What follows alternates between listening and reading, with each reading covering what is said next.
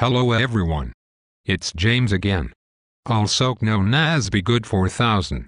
Bringing to you another series on narcissism and toxic relationships. Today's video is being brought to you today by mylikes.com. mylikes.com is an awesome website that allows you to start earning money from your tweets, Facebooking, and videos you make by sharing cool products you like with your friends. It's that simple.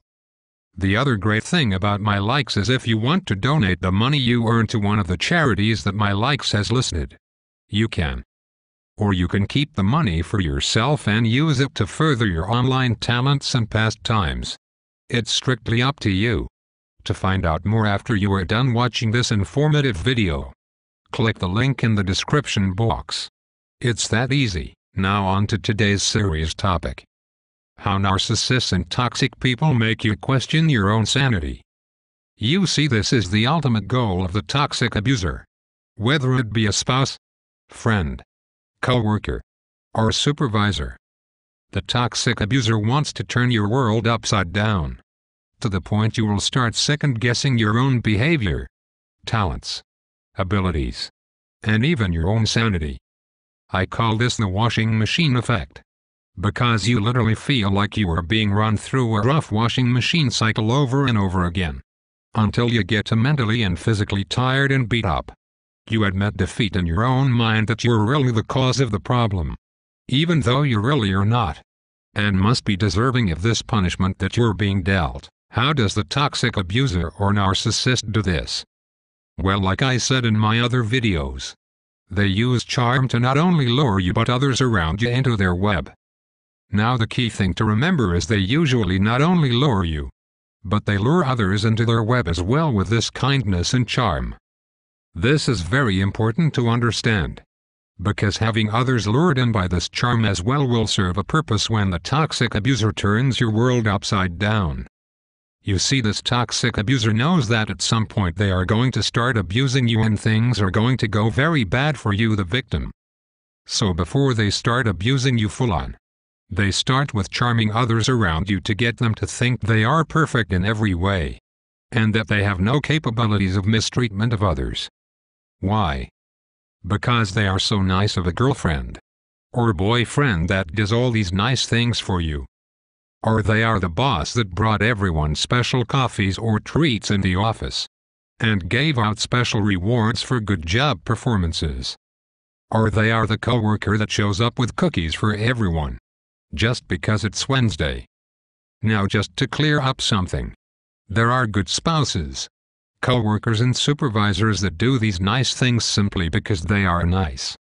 However, there are just as many toxic bad spouses, co-workers and supervisors that do this as a ploy to convince others around them they are innocent and really the victim when they all along are really abusing the person that is closest to them. This nice behavior also throws the victim off balance once the abuse slowly starts to occur.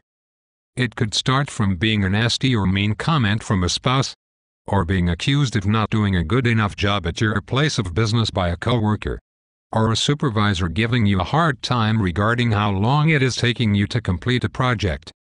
You see, our brains remember all of the good treatment, and then when we get thrown this curveball of this sudden bad treatment out of nowhere, it's much like seeing a ghost, but not believing we actually seen it.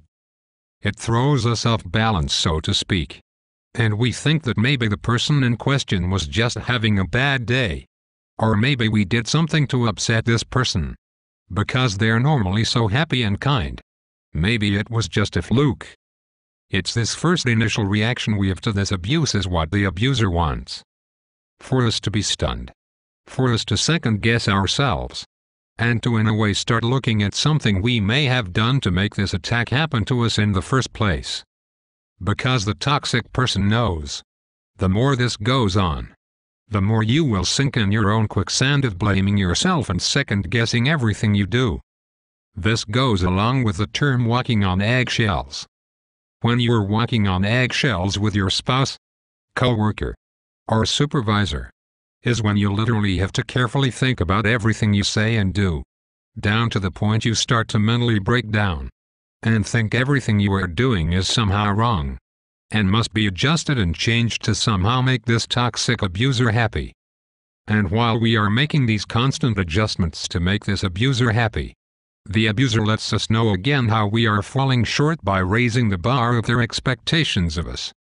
This creates such a horrible anxiety-type feeling within the mind of the victim because it becomes almost impossible to keep thoughts straight anymore. This is where mental breakdown happens. Also, depression and self-blame sets in the victim's frame of thinking, and thus the downhill slope begins. I believe right here is a good place to take a break before we begin with part 2 of this discussion. Take a deep breath and click the part 2 button, and I will see you there.